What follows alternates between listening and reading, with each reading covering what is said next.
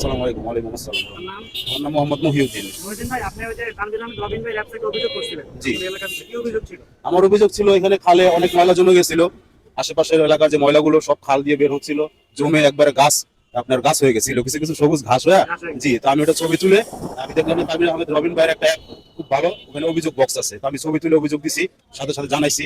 আমি ভাবলাম বর্তমানে দেশের পরিস্থিতি যে অবস্থা, এখন তো এরকম কোনো আমাদের অভিভাবক নাই, কে দায়িত্ব নিবে। তো আমি ওনার অ্যাপটা দেখে খুব খুশি হয়েছি।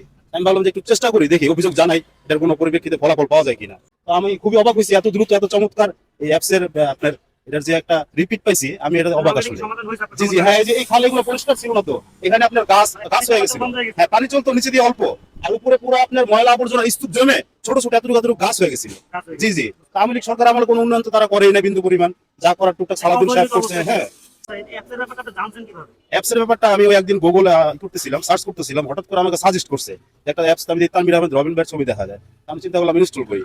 ইনস্টল করার পরই দেখলাম যে এখানে অভিযোগ বক্স আছে, বা টুকটাক সমাধান, আরো সমস্যার কিছু সমাধান পাওয়া যায়। আমি সাথে সাথে ওই অভিযোগ করি। তা আমি আসলে বিশ্বাস করতে পারি না আমার কল্পনার বাইরে এত দ্রুত যে সমাধান পাবো।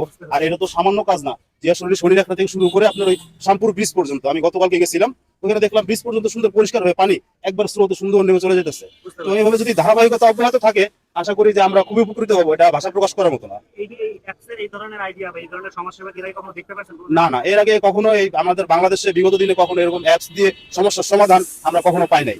এটা আমাদের রবিন ভাই একজন হয়তোবা খুবই ভালো লোক, আসলে উনি সত্যি খুব ভালো লোক, আর উনি অনেক অনেক স্মার্ট। উনি একটা অ্যাপস কিভাবে তৈরি করে ছেড়ে দিছে, এটার মধ্যে একটু অভিযোগ জানাইলাম, অথচ এখানে লক্ষ লক্ষ টাকার কাজ কাম এটা হয়ে গেছে।